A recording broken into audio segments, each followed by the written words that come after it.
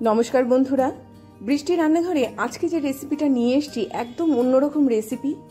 খুব ভালো একটা রেসিপি, খেতে এত চমৎকার হয়েছে যে যতবারই বানাই না কেন বারবার খেতে ইচ্ছে করে। এমনই একটা রেসিপি নিয়ে আজকে আমি হাজির হলাম। কাছে দূরে যে যেখান থেকে আমার এই ভিডিওটি দেখছেন, আশা করি সবাই ভালো আছেন, সুস্থ আছেন। অপূর্ব স্বাদে এই রেসিপিটা কিভাবে আমি তৈরি করলাম চলুন আপনাদেরকে দেখিয়ে দিই। সবার প্রথমে আমি এখানে মুগ ডাল নিয়ে নিয়েছি, তার সাথে সাথে একটুখানি কাঁচা লঙ্কা দিয়ে এর একটা আমি একদম মসৃণ একটা পেস্ট তৈরি করব। এখানে মুগ ডালটা ব্যবহার করলে কি হবে, মুগ ডালের নিজস্ব তো একটা গন্ধ আছে, সেই গন্ধটা পটলের সাথে খেতে খুব ভালো লাগে। এইরকমভাবে আমি তৈরি করে নিলাম। করে নেওয়ার পরে এইবারে এর মধ্যে কাঁচা লঙ্কা দিয়ে আমি যে পেস্টটা তৈরি করেছি তার মধ্যে কিছু মশলা আমি অ্যাড করে দেব। সবার প্রথমে এর মধ্যে একটুখানি নুন দিয়ে দিলাম, একটুখানি কিশমিশ আমি এর মধ্যে ব্যবহার করব, সামান্য একটুখানি হলুদ আমি এর মধ্যে দিয়ে দেব, একটা ডিম আমি এর মধ্যে ইউজ করছি। ডিমটা দেওয়ার কারণ হচ্ছে ভেতরে যখন আমি পটলের ভেতরে এই পুরটা ঢোকাবো, ডিমটা কি করবে, ভেতরের যে টেস্টটা সেই টেস্টটাকে ধরে রাখবে। নর্মালি মুগের ডালে তো নিজস্ব কোনো টেস্ট নেই, সেই টেস্টটাকে আনার জন্য এখানে আমি ডিমটা ব্যবহার করলাম। খুব ভালো করে এটাকে ফেটাতে হবে, যত ভালো ফেটাতে পারবো ততই কিন্তু যখন আমার পুরটা ভেতরে ভাপে গরম হবে তখন কিন্তু খুব সুন্দর এটা খেতে হবে। ভালো করে এটা ফেটিয়ে নিয়ে একদম রেডি করে নিলাম। এবারে কিছু পটলের ভেতরের অংশটাকে একদম আমি বার করে এরকমভাবে একদম ক্লিন করে নিয়েছি, গাটাকে একটুখানি চিড়ে নিয়েছি। দেখুন এরকম চিড়ে নিতে হবে যাতে করে পটলের ভেতরের যে ডালটা থাকবে খুব ভালো কুক হয়, তার সাথে সাথে যে গ্রেভিটা আমি তৈরি করব সেই গ্রেভিটাও যাতে এর ভেতরে ঢোকে। একটা করে পটল নেব, এর ভেতরে সামান্য একটুখানি হিং আমি এর মধ্যে ব্যবহার করছি। তারপরে যে ব্যাটারটা আমি তৈরি করলাম সেই ব্যাটারটাকে এর মধ্যে আমি দিয়ে দেব। এই যে ব্যাটারটা আমি এর ভেতরে ঢোকাচ্ছি, ব্যাটারটা যাতে একদম শুরু থেকে শেষ অবধি থাকে, সেই জন্য সবার প্রথমে এরকমভাবে ব্যাটারটা ঢুকিয়ে দেওয়ার পরে এটাকে একটুখানি ঝাঁকিয়ে নিতে হবে। ঝাঁকিয়ে নেওয়ার পরে আবার এর ভেতরে ব্যাটারটাকে ঢোকাতে হবে, একদম শুরু থেকে শেষ অবধি যাতে এরকম ব্যাটারটা থাকে, তার জন্য আমি মাঝে মাঝে একটুখানি ঝাঁকিয়ে নিচ্ছি এবং এর ভেতরে আবার করে ব্যাটারটা ঢোকাচ্ছি। যখন সম্পূর্ণ ব্যাটারটা ঢুকিয়ে দেওয়া হবে তারপরে সেটাকে আমি ডালের মধ্যেই রেখে দেব, মানে এর ভেতরেও ডালটা থাকবে এর বাইরেও ডালটা থাকবে, ঠিক এই রকম এটা তৈরি হবে। প্রত্যেকটা পটলের ভেতরে বাইরে এরকম যাতে ডাল এবং ডিমের মিশ্রণটা এরকম লেগে থাকতে পারে, হাত দিয়ে এরকমভাবে তুলব এবং এটাকে ছাঁকা তেলে ভাজা করে নেব। তো চলুন এর পরবর্তী পর্যায়ে আমি এগুলোকে ছাঁকা তেলে ভাজা করে নিচ্ছি। তবে তার আগে আমি এর একটা গ্রেভি তৈরি করব।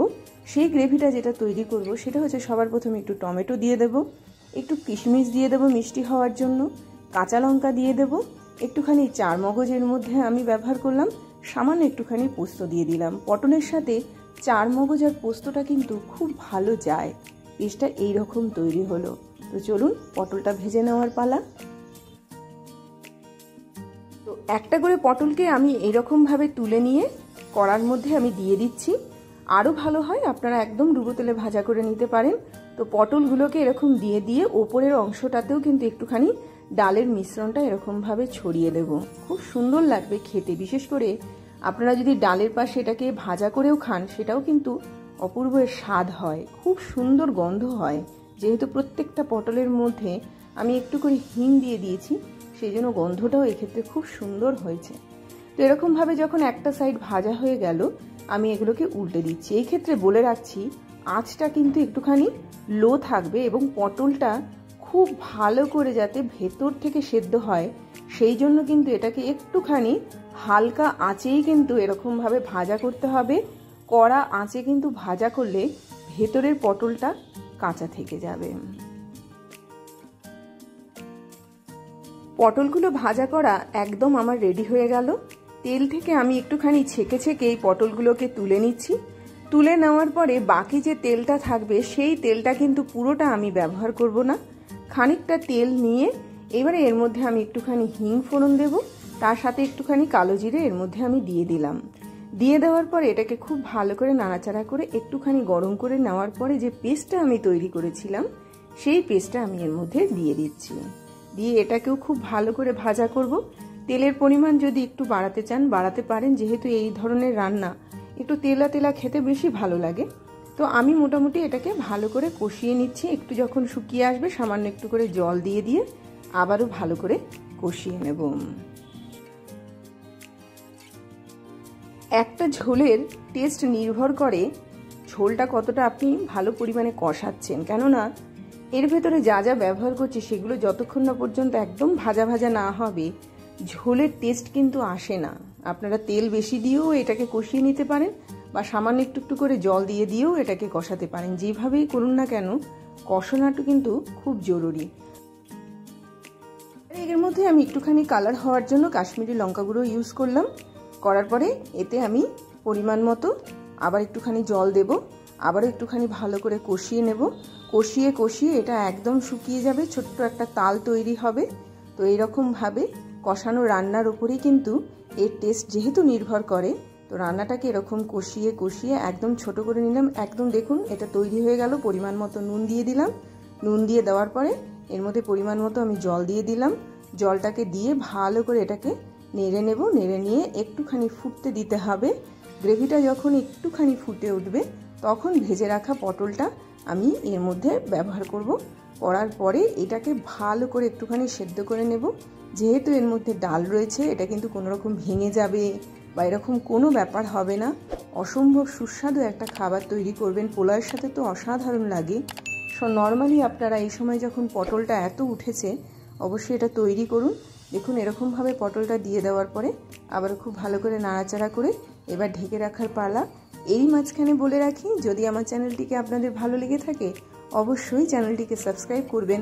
আর এই ভিডিওগুলো যদি ভালো লেগে থাকে অবশ্যই লাইক করুন, শেয়ার করুন, নোটিফিকেশান পাওয়ার জন্য বেল আইকনকে প্রেস করুন।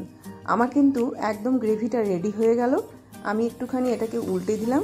উল্টে দিয়ে অপর সাইডটাকেও ভালো করে একটুখানি কুক করে নেব। আপনারা এই সময় একটুখানি ঘি ব্যবহার করতে পারেন। ঘিটা খুব ভালো লাগে এর সাথে খেতে। না হলে নর্মালি গরম মশলা দিয়েও নামিয়ে নিতে পারেন। আমি দুটোই দিয়েছি, ঘিও দিয়েছি, শাহি গরম মশলাও দিয়েছি, যাতে খুব সুন্দর এর একটা টেস্ট আসে, খেতেও অসাধারণ লাগে। একটু সময় ধরে এটাকে সেদ্ধ করবেন যাতে করে পটলের ভেতরেও এই গ্রেভির জুসটা একদম সুন্দরভাবে ঢুকে যায়। তো এরকমভাবেই আজকে একটা একদম অন্যরকম রান্না তৈরি করে দেখালাম। এবার পরিবেশন করার পালা। আমি একটা প্লেট নিয়ে নিচ্ছি। এর মধ্যে এরকম স্বাদের একটা রান্না আপনারা খুব সহজে পেয়ে গেলেন, যেটা ভাতের সাথেও ভালো লাগবে, রুটির সাথে, লুচির সাথে সব কিছুর সঙ্গে যায়। তো অবশ্যই এই রেসিপিটা এই সময় যখন পটলের এত সুন্দর রেসিপি আমরা বিভিন্ন ধরনের খেয়ে থাকি, একটা অন্যরকম রেসিপি আপনারা অনায়াসে বাড়িতে তৈরি করুন এবং খান। এই বলে আজকের মতো বিদায় নেব। আবার আসবে একটা খুব সুন্দর ভিডিও নিয়ে। ততক্ষণ সবাই ভালো থাকবেন, সুস্থ থাকবেন, দেখতে থাকবেন বৃষ্টির রান্নাঘরে।